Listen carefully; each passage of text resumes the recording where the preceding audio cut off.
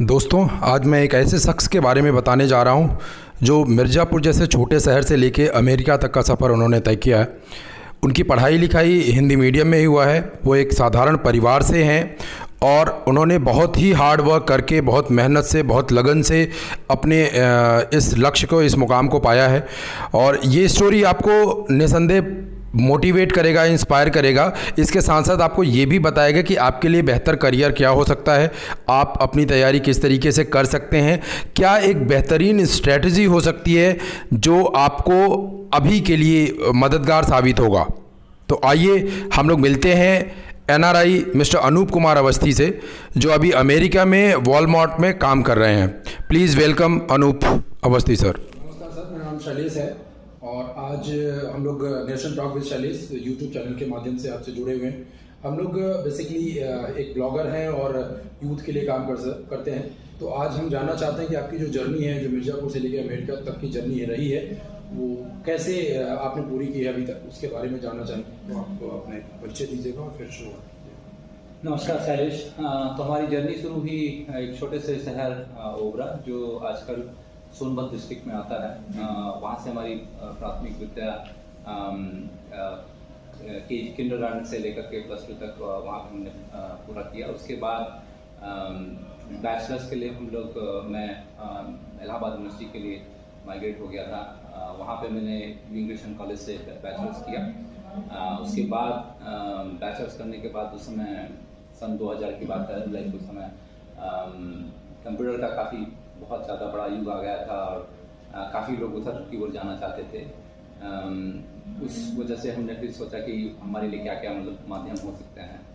एक समय था जब लाइक यूपीएससी के लिए बहुत ज़्यादा मैं मतलब मोटिवेटेड था कि यूपीएससी के लिए इलाहाबाद में रहते हुए कुछ यूपीएससी के लिए तैयारी की जाए। स्पेशली मैं स्टैटिस्टिक्स से पढ़ा हुआ विद्यार्थी हूँ, तो स्टैट्स में मैं काफ़ी अच्छा था बैचलर्स में। तो उस वजह से ISS या यूपीएससी के लिए मतलब बहुत ज़्यादा मतलब मोटिवेटेड था। उसके बाद लगा कि इसमें बहुत ज़्यादा समय लगा, क्योंकि मेरे बड़े भाई साहब वो यूपीएससी के लिए काफ़ी दिन से तैयारी कर रहे थे। तो फिर सोचा कि क्या जल्दी से जल्दी कुछ हो सकता है, और कंप्यूटर काफ़ी उफान में था। तो उस समय मैंने फिर डिसाइड किया कि कंप्यूटर की साइड लेकर अगर हम मूव करते हैं तो अच्छा रहेगा। वहाँ कुछ देर तक तैयारी करने के बाद लास्ट ईयर में मेरा एडमिशन हो गया university college regional engineering college Jamshedpur में MCA में एडमिशन हो गया। फिर वहाँ पे एडमिशन होने के बाद 3 साल तक की पढ़ाई हुई।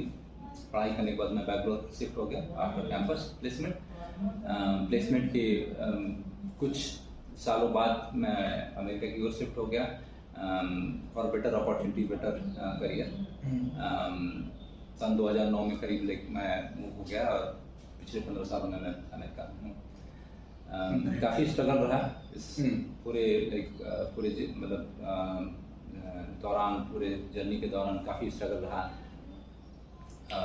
करियर को लेकर भी और करियर को चूज करने में या फिर आगे बढ़ने में। तो एक चीज़ सर, बेसिकली 2 चीज़ हमें जानने की ज़रूरत है। एक तो आप ये बताइए कि आपका जो मीडियम था वो क्या था, हिंदी था या अंग्रेजी था जब आप पढ़ाई करते थे। एंड दूसरी बात, एक तो आपने बताया कि कंप्यूटर का उसमें युग था और उसमें काफ़ी क्रेज था, तो क्या कोई काउंसलर था, करियर काउंसलर, या घर में कोई फैमिली मेम्बर्स था या कोई और सीनियर जो आपको मोटिवेट कर रहा था कि आपको इस फील्ड में ट्राई करने की ज़रूरत है? मतलब शुरुआत से ही मैं हिंदी मीडियम का विद्यार्थी हूँ। यूपी बोर्ड से मैं +2 पास हुआ। उसके बाद जब बैचलर्स भी किया तो उस समय लाइक जब वहाँ से बैचलर्स करने लगे तो हाँ, वहाँ से सब कुछ इंग्लिश में हो गया। तो एक बहुत बड़ा चैलेंज था कि हिंदी से इंग्लिश में किस तरीके से परिवर्तन होगा, कैसे माध्यम को चेंज करेंगे, क्योंकि एक अच्छा इंस्टीट्यूट में जाने के बाद आप एक्सपेक्ट नहीं कर सकते हैं कि वहाँ पे आपको सब कुछ आपके हिसाब से होगा। तो एक माध्यम का तो बहुत बड़ा चैलेंज था। अगर कैरियर काउंसलिंग की बात करें तो हमारे ज़माने में काउंसलिंग नाम की कोई चीज़ नहीं होती थी, क्योंकि वो समय भी ऐसा था कि ज़्यादा लोग पढ़ते लिखते नहीं थे। और वो एक जनरेशन था कि जहाँ पे लोग पढ़ना लिखना शुरू कर दिए। अच्छा। तो पढ़ना लिखना जब शुरू कर दिए तो अब अपने से ही आपको पता करना है क्या क्या ऑप्शंस थे। जैसे मैंने बताया कि मैं बैचलर्स इन स्टैटिस्टिक्स हूँ, मैथमेटिक्स भी मेरा एक अच्छा सब्जेक्ट रहा है। मेरा रुझान एक्चुअली मैथमेटिक्स में शुरुआत से ही रहा। तो मैं मतलब कक्षा 12 तक बहुत ज़्यादा अच्छा विद्यार्थी नहीं था, मध्यम वर्गीय विद्यार्थी कहा जा सकता हूँ, लेकिन मेरी मैथमेटिक्स शुरू से ही अच्छी थी। इसी वजह से मैंने स्टैटिस्टिक्स से बैचलर्स करने के लिए चूज़ किया था कि चलो इसके करीब करीब मतलब सेम टाइप का सब्जेक्ट है और अच्छा लगेगा, और वैसा हुआ भी। स्टैट्स मैंने पकड़ा, जब पकड़ा तो ये भी पता नहीं था कि स्टैट्स पकड़ने के बाद हमको कितना अच्छा ऑप्शंस मिल सकता है, लेकिन जब एक साल पढ़ाई लिखाई की तो उसके बाद पता चलने लगा कि हाँ, स्टैट्स आपने जो चूज़ किया है वो बहुत ही अच्छा सब्जेक्ट है, उसका बहुत ही वर्सटाइल और like variety of like options हैं। जैसे मैंने बताया कि जैसे अगर यूपीएससी के लिए मैं जब तैयारी कर रहा था कि सोच रहा था कि तैयारी करने के लिए, तो मेरे पास ऑप्शन थे न केवल यूपीएससी के, उसके अलावा आईएसएस एंड आईईएस भी दे सकता हूँ। Being a student from statistics और economics, you can opt for like those things, right. तो उस वजह से एक वो ऑप्शन था कि चलो ठीक है, जो सारे के सारे विद्यार्थी दे रहे हैं, सारे के सारे स्टूडेंट आपके जो बैचलर्स इन साइंस है या बैचलर्स ऑफ आर्ट्स और कॉमर्स हैं, वो यूपीएससी की तैयारी कर सकते हैं, लेकिन स्टैट्स लेने की वजह से मैं एक और ऑप्शन मेरे पास बन पाता है। दूसरा ऑप्शन ये और भी खुल गया उस समय कि जैसे अगर आप स्टैट्स के स्टूडेंट्स हैं तो बहुत सारी जो निश यूनिवर्सिटीज हैं, वो सब्जेक्ट ही है कि ऐसा है कि लाइक सब जगह नहीं पढ़ाया जाता है। इलाहाबाद यूनिवर्सिटी में है, बनारस हिंदू विश्वविद्यालय में, Delhi university, most of the central universities में आपको स्टैटिस्टिक्स मतलब एज अ सब्जेक्ट मिलेगा, लेकिन हर जगह आपको ये सब्जेक्ट नहीं दिखाई देगा। तो आप अगर स्टैट्स से अगर पढ़ाई लिखाई कर लेते हैं तो वहाँ से फिर हमें एक और ऑप्शन मिल जाता था कि चलो ठीक है, इससे तुम आगे करके मास्टर्स कर सकते हैं। मास्टर्स करने के बाद हम पीएचडी कर सकते हैं। तो उस दौरान मेरा आईआईटी में भी एमएससी इन स्टैटिस्टिक्स लेकर आईआईटी कानपुर में हो गया था। और जब वो हो गया तो फिर वही एक प्रश्न उठता था कि हाँ, आप उतना समय तक अपना समय दे सकते हैं अपने करियर को लेकर के कि आप एमएससी करें, फिर एमटेक करें, आप पीएचडी करें, और उसके दौरान आप आईएएस का भी तैयारी करें। तो मल्टीपल ऑप्शन, जब आप यूपीएससी के लिए आप तैयारी करते हैं तो आपके पास हमेशा एक और विकल्प होना ही होना चाहिए। तो वो बहुत सारे विकल्प थे मेरे पास। तो वो सारे विकल्प वो सब सारे विकल्प हम देखते गए कि हाँ, ये ऑप्शन है। लेकिन उसी दौरान 99 में तक, जब तक Y2K नहीं हुआ, जब तक WTO अटैक नहीं था, आईटी बहुत अच्छे मतलब समय पे था, बहुत अच्छे मतलब उफान में था कि चलो ठीक है। एक टाइम में +2 में आपने इंजीनियरिंग की तैयारी की, इंजीनियरिंग में आपने बहुत अच्छा मतलब स्कोर नहीं किया, तो ये एक और अच्छा ऑप्शन मिल गया कि हाँ, आप यहाँ से मास्टर्स कर लेते हैं तो उसके बाद आप इंजीनियर बन सकते हैं। तो एक दिमाग के पीछे था, बैक इन माइंड की फादर इंजीनियर हैं, तो वो एक थर्मल पावर स्टेशन में लाइक वो इंजीनियर के पद पे थे, तो कहीं ना कहीं एक था कि हाँ, इंजीनियर बनना है। तो उसके लिए एक बार विफलता मिली तो उसको ऐसा छोड़ करके नहीं आदमी सोच सकता। एक बार और मौका मिला तो आदमी सोचा कि चलो ठीक है, उधर की हो जाए। और खुदा न खास्ता जब मौका मिला तो अच्छी तैयारी हुई तो बहुत अच्छे इंस्टीट्यूट में एडमिशन हुआ, तो वहाँ से फिर सारा ही आयाम खुल गया। तो मुझे ये बताइए सर, आपकी जब आप तैयारी करते थे तो आपकी स्ट्रेटेजी क्या होती थी? कितने घंटे आप पढ़ाई करते थे और किस तरह की लाइफस्टाइल आपकी होती थी? कितने घंटे तक आप जो है सिर्फ किताबों के बीच में ही रहते थे, या फिर आपकी जो सोशल लाइफ थी वो भी आप बैलेंस करके चल पा रहे थे? जब मैं बैचलर्स के लिए इलाहाबाद आया तो मैं बहुत ही सीरियस हो गया था पढ़ाई लिखाई के लिए। उससे पहले जैसे मैंने बताया कि बहुत ही मैं मध्यम वर्गीय टाइप का मेरा +2 तक स्टैंडर्ड था, बहुत ज़्यादा मैं पढ़ने लिखने में अच्छा नहीं था। लेकिन जैसे ही मैं ग्रेजुएशन में एडमिशन लिया, एक बहुत ही प्रेस्टिजियस इंस्टीट्यूट है यूनियन क्रिश्चियन कॉलेज, जहाँ पे मैं एडमिशन लिया, वहाँ पे सबसे बड़ा मेरे को फायदा मिला कि जो टीचर्स हैं, जो लेक्चरर्स हैं, जो प्रोफेसर्स हैं, वो बहुत ही हाई स्टैंडर्ड क्लास के थे। तो एक एनवायरनमेंट का सबसे बड़ा शिफ्ट हुआ सराउंडिंग। दूसरा ये हुआ कि जब सराउंडिंग में मतलब ये सब पता चला तो कैसे ये करना है, तो एक आपको गाइडलाइन जो टीचर्स हैं वो बताते थे कि हाँ, आपको कैसे तैयारी करनी, क्या आपको कंटेंट लेके तैयारी करना। एक स्मार्ट स्टडी का एक कॉन्सेप्ट होता था कि चलो ठीक है, किस तरीके से हमको मतलब तैयारी कर सकते हैं। तो बहुत ज़्यादा ऐसा नहीं कि मैं 12-12, 14-14 घंटा पढ़ता था, हाँ, बट मैं कह सकता हूँ कि हाँ, 7-8 घंटा मैं डेली स्टडी करता था। और वो उस साथ में होता था कि जिस इंस्टीट्यूट में मैं पढ़ता था वहाँ रेगुलर आपको अटेंडेंस देना है, क्योंकि विदाउट 75-80% ऑटोनोमस कॉलेज में आप पढ़ रहे हो, तो वहाँ पे आप अगर आपकी अटेंडेंस सॉर्ट आउट होती है तो फिर आप एग्जामिनेशन में अपीयर नहीं करते हो। तो एक सपोर्ट था कॉलेज का ही, उसके साथ जो भी स्टडीज चल रही थी उसके साथ ही कंपटीशन की भी तैयारी थी। और वो सपोर्ट एक इतना अच्छा सपोर्ट था कि जिसकी वजह से कोई बहुत ज़्यादा एक्स्ट्रा आपको तैयार करने की जरूरत नहीं थी, क्योंकि ग्रेजुएशन एज इटसेल्फ बहुत ज़्यादा हमारा बहुत परिपक्व था। IIT जैसे इंस्टीट्यूट्स में MSc में उस जमाने में हो जाना बहुत आसान बात नहीं होती थी, लेकिन चूंकि बेसिक्स इतने अच्छे थे, लेक्चरर्स इतने अच्छे थे कि वो बहुत अच्छे से मतलब 3 साल तक पढ़ाई लिखाई की थी, और अपनी जो तैयारी थी 6, 7, 8 घंटे की जो भी तैयारी होती थी वो कहीं ना कहीं मतलब 3 साल में ही काफ़ी कुछ दिखाई दे रही थी। तो वो एक दौर था कि जहाँ शुरू हुआ जीवन का मतलब संघर्ष शुरू हुआ ग्रेजुएशन के समय, और 3 साल के अंदर ही मैं बहुत अच्छी स्थिति में आ गया था। मुझे लगने लगा था कि अगर हम अभी नहीं करेंगे तो कब करेंगे। तो एक टाइम आता है कि आदमी को ये सोच, आप every motivation is self motivation, एक टाइम आता है कि आप जब सोचने लगते हो कि नहीं, अगर आपको करना है तो करना ही है, कुछ न कुछ करना ही है। तो ये आपके अंदर जब तक वो चीज बैक इन माइंड नहीं आता, थॉट प्रोसेस नहीं डेवलप होता है, तब तक आप वो घंटे वाली बात नहीं कि आप कितने घंटे पढ़ाई लिखाई कर रहे हो। बात ये हो जाती है कि आप जो 4 घंटे भी दे रहे हो तो आप कितना क्वालिटी टाइम दे रहे हो।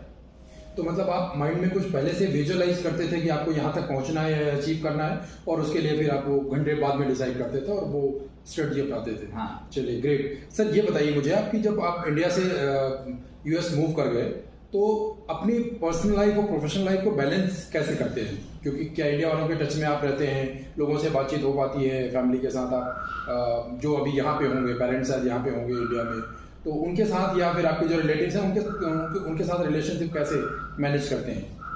थोड़ा सा डिफिकल्ट है जब आप यहाँ खासकर से नॉर्थ अमेरिका और इंडिया का टाइम जोन बहुत ही ज़्यादा अपोजिट हो जाता है। तो आप वहाँ पे जब दिन है, यहाँ पे रात है, करीब 12 साढ़े 12 घंटा या 13 घंटा based on which area you are you belong to, right. आप सेंट्रल जोन में है, ईस्टर्न में है, या फिर पैसिफिक या माउंटेन जोन में है, उसके हिसाब से। बट अमूमन 12 घंटे का डिफरेंस हो जाता है। तो आपके पास बड़े ही सीमित समय बचता है, खासकर से वीकेंड में आप कनेक्टेड रहते हैं अपने पेरेंट्स से। वो एक जरिया रहता था। तो वो एक तरीका होता है कि चलो ठीक है, आपके पास हर दिन का वो नहीं रहता, लेकिन आपके पास कम से कम वीकेंड्स हैं, उस समय अपनी फैमिली से आप टच में रहें। क्योंकि एक वो चीज़ होती है कि आप बहुत दूर चले जाते हो जहाँ पे आपकी फैमिली तो छूट जाती है। तो जब फैमिली छूट जाती है तो आपको ये लगता है, मतलब शुरुआती के दिनों में तो बहुत ज़्यादा आपके लिए एक फीलिंग रहती है, चलो आपने करियर को सेक्रीफाइस करके वहाँ पे पहुँच गए हो, लेकिन क्या यही सब कुछ है, क्या पैसा ही सब कुछ है? वो भी एक चीज़ होती है कि आपको सोचना पड़ता है।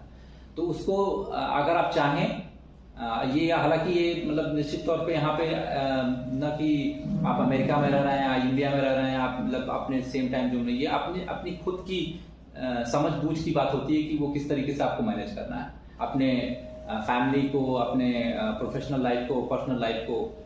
क्योंकि अगर आप चाहें तो आप कहीं पे दुनिया के किसी भी कोने में हैं, आप दोनों चीज़ों को बैलेंस में रख सकते हैं।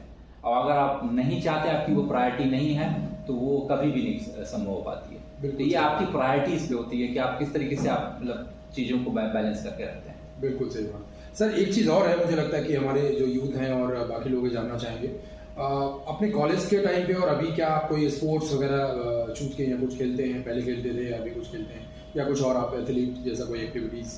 कॉलेज के टाइम पे टू बी ऑनेस्ट बहुत ज़्यादा हम लोग खासकर से हिंदुस्तान में और अपने भारतवर्ष का बहुत ज़्यादा माहौल नहीं है स्पोर्ट्स वगैरह का।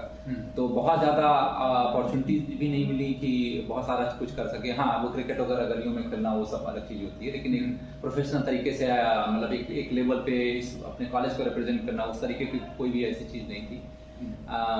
लेकिन जब यूएस में माइग्रेट हो गया तो वहाँ पे इस चीज़ का बहुत ज़्यादा पैशनेटेड एनवायरनमेंट है। आपको समय मिलता है अपने आप को देने के लिए। वहाँ पे स्पोर्ट्स भी आपको दिखाई देते हैं, टेनिस है, स्विमिंग है, सॉकर्स हैं, चीज़ें बहुत आसपास दिखाई देती हैं। आपके पास समय होता है, आप चाहें तो आप बैलेंस कर सकते हैं, आप चाहें तो समय दे सकते हैं। तो वहाँ पे काफ़ी कुछ ये सारी एक्टिविटी कंटिन्यू हुई, बट यहाँ पे बहुत ज़्यादा नहीं था। अच्छा, जैसा आपने बताया कि आप पहले बेंगलोर में शिफ्ट हुए, वहाँ पे कुछ साल आपने काम किया बेंगलोर और चेन्नई में, उसके बाद आप यूएस शिफ्ट हो गए, तो अभी काफ़ी समय से आप यूएस में। दोनों का जो वर्क कल्चर है उसमें क्या डिफरेंसेस आपको लगता है? दोनों में कौन सा बेहतर है, या फिर क्या डिफरेंसेस हैं और आपको क्या लगता है कि किस तरीके से ज़्यादा समय मैंने बैंगलोर में बहुत ज़्यादा समय तो नहीं बिताया। मेरा करियर स्टार्ट होने के 3 साल के अंदर ही मैं यूएस में शिफ्ट हो गया था। लेकिन चूंकि मैं इंडस्ट्री में हूँ तो इस बात की पूरी समझ है मुझे कि क्या अंतर है, न केवल आईटी में लेकिन ओवरऑल बहुत ज़्यादा अंतर है वहाँ के परिवेश में या वर्क कल्चर में। सबसे बड़ी समस्या यहाँ पे ये है कि अगर ऑफिसेस में अगर बैंगलोर में आप करते हैं, जॉब करते हैं या चेन्नई में या किसी भी मेट्रो सिटी में करते हैं तो बहुत ज़्यादा समय आपका ट्रैफिक में चला जाता है। तो वो सारा समय आप अगर यूएस के किसी भी सिटी में करते हैं तो ज़्यादातर शहर में आपको इस तरीके की बहुत सारी चैलेंजेस नहीं होती। आप चूज़ कर सकते हैं, आप मतलब ऑफिस के पास अपार्टमेंट ले सकते हैं, आप अपना घर चूज़ कर सकते हैं कि ऑफिस के पास रहे। ऐसा नहीं है कि शहर छोटे हैं, बहुत बड़ा शहर, बहुत बड़ा देश है तो आप दूर भी लोग रहते हैं तो उनके पास ऑप्शन होते हैं, वर्क फ्रॉम होम या टेलीकम्यूटर का ऑप्शन होते हैं। बट अगर आप ऑफिस जा रहे हैं तो आपकी चॉइसेस पे होता है आप किस तरीके से आप लोकेट हो सकते हैं। तो अगर आप मिनिमल डिस्टेंस में तो वो समय बच जाता है। दूसरी एक बात और है कि अपने देश में थोड़ी सी इस बात की समस्या है कि लोगों की एक्सपेक्टेशन कॉर्पोरेट लाइफ में थोड़ा सा अलग है। जब आप ये लोग सोचते हैं कि हाँ मेरा मैनेजर जब तक नहीं निकल गया तब तक मैं जॉब करता रहा हूँ, तब तक मैं ड्यूटी में, भले से आपके पास कुछ काम नहीं हो लेकिन मुझे दिखना चाहिए यहाँ पे। तो एक तरीके की सोच डेवलप भी हो गई है यहाँ पे कि नहीं हमें यहाँ पे रुके रहेंगे तो मेरा इमेज थोड़ा सा अच्छा रहेगा।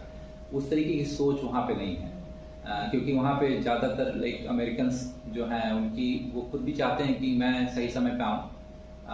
सही मायने में तो बहुत सारे जो अमेरिकन्स होते हैं वो बहुत ही अर्ली आ जाते हैं। 7 o'clock in the morning they will enter into the office और 3 o'clock 4 o'clock they will go out। तो वहाँ का वो कल्चर है और कोई पूछता नहीं है कि आप 3 बजे क्यों नहीं चले गए। अच्छा, तो कोई इस तरीके का कल्चर नहीं है कि वो 3 बजे के उन्हें 8 घंटा देना है तो 8 घंटे देना है। अगर मैं 9 बजे आया तो मैं 6 बजे चला गया, मैं 8 बजे आया तो एक पैटर्न है, एक वो है, एक ट्रस्ट भी रहता है कि नहीं आप काम कर रहे हैं तो आप अपना काम ये घंटे पे नहीं निर्भर करता है। आपको जो भी जॉब असाइन हुआ है वो फुलफिल हुआ, वो कंप्लीट हुआ या नहीं हुआ उस पर निर्भर करता है। तो ज़्यादातर ये चीज़ का बहुत ज़्यादा मेजर डिफरेंस है। तो जैसे यहाँ पे डिलीवरेबल्स तो होते ही हैं जैसे आपके हैं यहाँ पर भी सेट करते हैं, बट उसके साथ बहुत जगह मैंने खुद भी काम किया तो देखा है कि वो बायोमेट्रिक लगा रखा है उन्होंने और वो उससे जो है चीज़ों को बहुत स्ट्रिक्टली मॉनिटर कर रहे हैं। उस तरह की चीज़ें वहाँ पे नहीं है, सेल्फ मोटिवेटेड है और लोग एक दूसरे पर ट्रस्ट करते हैं और ये सारी चीज़ें मिलती हैं। अच्छा, एक और चीज़ मुझे लगता है कि हमें जानना चाहिए क्योंकि अभी आप अमेरिका में शिफ्टेड हैं तो आप क्या स्पिरिचुअल हैं? हाँ, मैं अमेरिका में जाने के बाद ज़्यादा ही स्पिरिचुअल हो गया बजाय कि यहाँ पे जब मैं अपने देश में रहता था। तो उसके पीछे कुछ रीज़न है या फिर ऐसे ही मतलब आपको लगा कि नहीं अभी हमें स्पिरिचुअल होने की ज़रूरत है या क्या थॉट क्या था उसको? कहीं ना कहीं थॉट प्रोसेस ये भी रहता है कि अपनी ज़मीन धरती से दूर रहता है तो आदमी उन चीज़ों को, उन संस्कारों को कहीं ना कहीं मिस करता है। अच्छा। जैसे आपने पूछा कि आप कैसे पर्सनल और प्रोफेशनल लाइफ को मैनेज करते हैं। जब यहाँ की भाग दौड़ की ज़िंदगी में रहता है तो इन चीज़ों को उसको बहुत ज़्यादा वो नज़रअंदाज आदमी करता है। लेकिन आदमी जब दूर रहता है तो उसको इस चीज़ की कहीं ना कहीं वो रहती है कि नहीं ये मेरा रूट है। ये जैसे मैं अभी हिंदी में बात कर रहा हूँ लेकिन मैं अपने वर्क कल्चर में कभी भी हिंदी में बात नहीं कर सकता। अच्छा। क्योंकि वहाँ पे जो हमारे कस्टमर्स हैं, मेरे मैनेजर्स हैं, सब अमेरिकन हैं, they don't know my language. But मैं अपने घर पे हिंदी में बात करता हूँ और मैं प्रिफर करता हूँ कि मैं अकेले ही एग्जाम्पल नहीं हूँ। वहाँ पे बहुत सारे जो NRIs हैं जो अपनी लैंग्वेज, चाहे वो तेलुगु हैं, चाहे वो साउथ इंडियन हो, आपके तमिल हो या कन्नडिगा हो, वो चाहते हैं कि मैं अपने ही लैंग्वेज में बात करूं। उनकी वो प्राथमिकता होती है, वो चाहते हैं कि मंदिरों में वो जाएं। तो वहाँ पे ऐसा नहीं है कि आप सोचिए कि हाँ पाश्चात्य में, आप वेस्टर्न कंट्री में रहना है तो वहाँ मंदिर नहीं होते हैं। एक बना हुआ है कि नहीं वेस्टर्न कंट्री में लोग उफान की तरह एकदम बहुत ही मॉडर्न तरीके से रहते हैं, अल्लाह टाइप का जीवन जीते होंगे। नहीं, ऐसा कुछ नहीं है।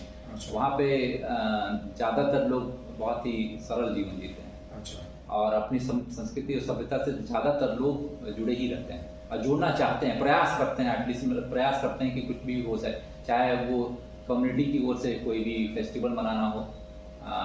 सिद्धपीठ तो नहीं है कोई वहाँ पे, लेकिन हाँ हर जगह बड़े बड़े शहरों में तो बहुत बहुत बड़े बड़े मंदिर हैं। तो जब ये फेस्टिवल्स होता है तो आप सभी लोग जितने भी इंडिया के हैं जो NRIs हैं वो सारे लोग इकट्ठे होते हैं और साथ में सेलिब्रेट करते हैं। हाँ, और सेलिब्रेट करते हैं बहुत। मैं तो हिंदू सोसाइटी में वहाँ पे जिस शहर में मैं रहता हूँ वहाँ का टेंपल और एसोसिएशन है, वहाँ पे मैं मेंबर हूँ। तो ये सारी जो इवेंट्स होते हैं उनको कैसे ऑर्गेनाइज करना है, कैसे लोगों को कैसे लोगों को बताना है, उनकी साइट्स वगैरह पे क्या टाइमिंग और कैसे हो चीज़ें होंगी और क्या क्या चीज़ ज़रूरत की होंगी, वो सारी ऑर्गेनाइजेशन सब कुछ देखना होता है। और वो सब वॉलंटरी होता है, उसमें कोई किसी पे कोई प्रेशर नहीं है कि कोई आता है कोई जाता है या कोई कितना कैसे करना चाहता है, जिसकी जैसी श्रद्धा हो जैसे भी आएगा जैसे भी करेगा। बट इन समयों पे हमेशा आप देखेंगे कि अच्छी खासी इंडियन कम्युनिटी जुड़ी रहती है, चाहे किसी भी शहर में। ऐसा नहीं कि मैं पिछले 15 साल में एक जगह ना, 10 जगहों पे 10 डिफरेंट स्टेट्स में रह चुका हूँ और हर जगह मैंने देखा है कि जो हिंदू सोसाइटी है बहुत ही जुड़ी हुई है। ज़्यादातर इंडियंस जब रहते हैं तो वो भी ये देख के रहते हैं कि अगर मैं इस अपार्टमेंट कम्युनिटी में जा कर के रह रहा हूँ तो मुझे पता होना चाहिए कि कितने % इंडियन यहाँ पे रहते हैं। अच्छा। तो इस चीज़ की एक सोच रहती है कि अगर हम रहें तो थोड़ा इकट्ठा होकर रहें। सेफ्टी पॉइंट ऑफ व्यू से या फिर वो वैसे भी अगर हम लोग दोनों ही, सेफ्टी पॉइंट ऑफ व्यू से एक not safety point of view से उतना तो नहीं कहेंगे, लेकिन हाँ एजुकेशन पॉइंट ऑफ व्यू से। तो ज़्यादातर क्या होता है कि अगर जहाँ पे इंडियंस ज़्यादा रहेंगे तो वहाँ का एलिमेंट्री स्कूल, वहाँ का हाई स्कूल, वहाँ का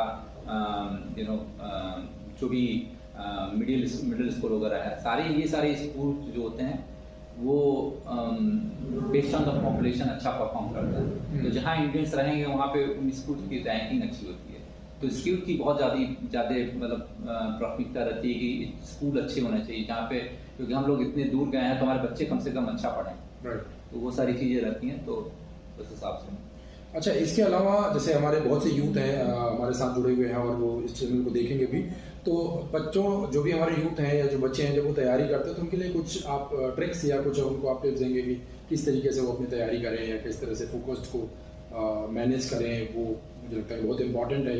आज के टाइम में मोबाइल का दौर चल रहा है तो सब भटके हुए हैं और डाइवर्ट बहुत जल्दी हो जाते हैं, क्योंकि मेरे पास बहुत से यूथ बातचीत करते हैं, फ़ोन पे बात होता है, 1-to-1 इंटरेक्शन होता है, तो बोलते हैं सर कंसंट्रेशन नहीं बनता है। तो उसके लिए क्या कुछ आप टिप्स अगर दें तो मुझे लगता है वो बड़ा हेल्प करेगा। एक बहुत बड़ी समस्या मैं अपने देश में देखता हूँ कि थोड़ा सा जो यूथ में इस बात की बहुत लालच होती है, गार्जियंस में इस बात की बहुत लालच होती है कि जल्दी से जल्दी हमको अचीव कर लेना है।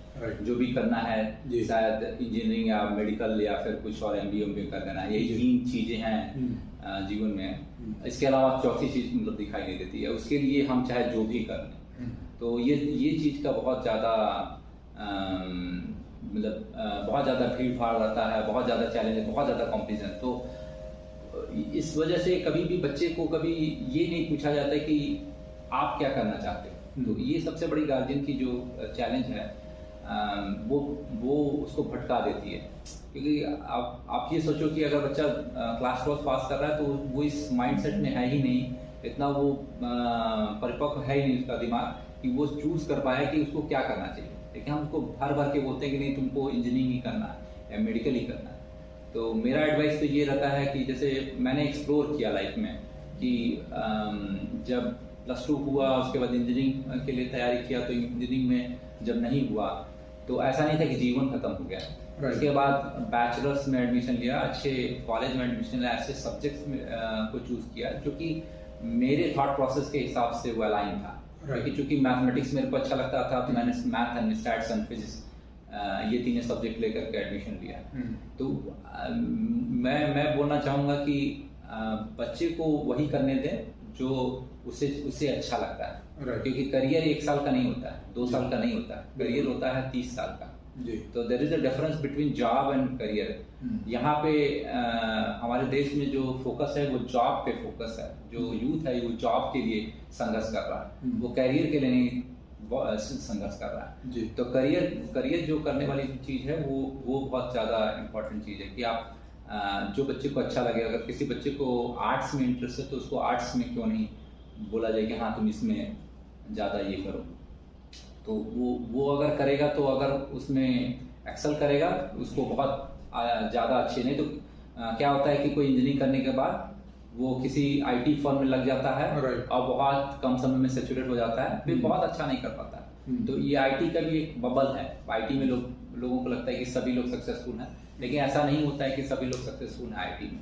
बहुत सारे लोग हैं बेंगलोर में, लाखों करोड़ों की जनता है जो कि आईटी फर्म में जॉब करती है, लेकिन बहुत सारे लोग बहुत मिनिमम स्तर पे रहते हैं with respect to their like designation, with respect to their career growth and with respect to their remuneration as well, right? एक और चीज़ था, मतलब मुझे लगता है कि आपने जो बताया ये बहुत इंपॉर्टेंट है, क्योंकि यहाँ पर ज़्यादातर चीज़ें जो है वो पेरेंट्स या फिर उनके टीचर्स या कोई सीनियर होता है वही डिसाइड करता है कि अब इनको आगे क्या करना है। तो मुझे लगता है बहुत बढ़िया आपने कैप्चर किया। आपसे बात करके बहुत अच्छा लगा सर। आप इंडिया आए, हमारे लिए इतना समय निकाले, उसके लिए बहुत बहुत धन्यवाद। आप कुछ nation talk with Shailesh YouTube channel के लिए 2 शब्द अगर आप कहेंगे तो मुझे लगता है कि बड़ा अच्छा रहेगा हमारे इस प्रयास को जो हम लोग अभी शुरू किए हैं। ये बहुत अच्छा इनिशिएटिव है, खासकर से आजकल के दौर में जहाँ पे भारतवर्ष में इतने सारे यूथ हैं जो बहुत ज़्यादा भटके हुए हैं, जिन्हें पता भी नहीं होता है कि कैसे चीज़ों को प्रोग्रेस करना है, कैसे चीज़ों को लेना है, कैसे चीज़ों को आगे डिसीजन लेना है। तो डिसीजन मेकिंग एक बहुत बड़ी चैलेंजिंग चीज़ है। इस पर्टिकुलर चैनल से लाइक अगर बहुत सारे यूथ देख करके समझ पाए कि हाँ उन्हें क्या करना चाहिए लाइफ में, कैसे वो चीज़ों को डिसीजन ले पाए, उससे अगर उनको प्रेरणा मिलती है तो ये बहुत अच्छी चीज़ होगी। तो this is very good initiative I would say. Thank you so much sir, thank you so much अपना समय देने के लिए, बहुत बहुत धन्यवाद। दोस्तों उम्मीद है आपको अनूप सर की स्टोरी जो एक रियल स्टोरी है आपको पसंद आई होगी और आप ये अपने जीवन से ज़रूर लिंक कर पा रहे होंगे। आशा करते हैं कि आप ये दूसरों के साथ भी शेयर करेंगे। अभी तक अगर आपने हमारे चैनल को लाइक और सब्सक्राइब नहीं किया तो प्लीज़ लाइक और सब्सक्राइब कर लीजिए। हम आपके साथ इसी तरह की स्टोरी लेकर आते रहेंगे। Thank you so much.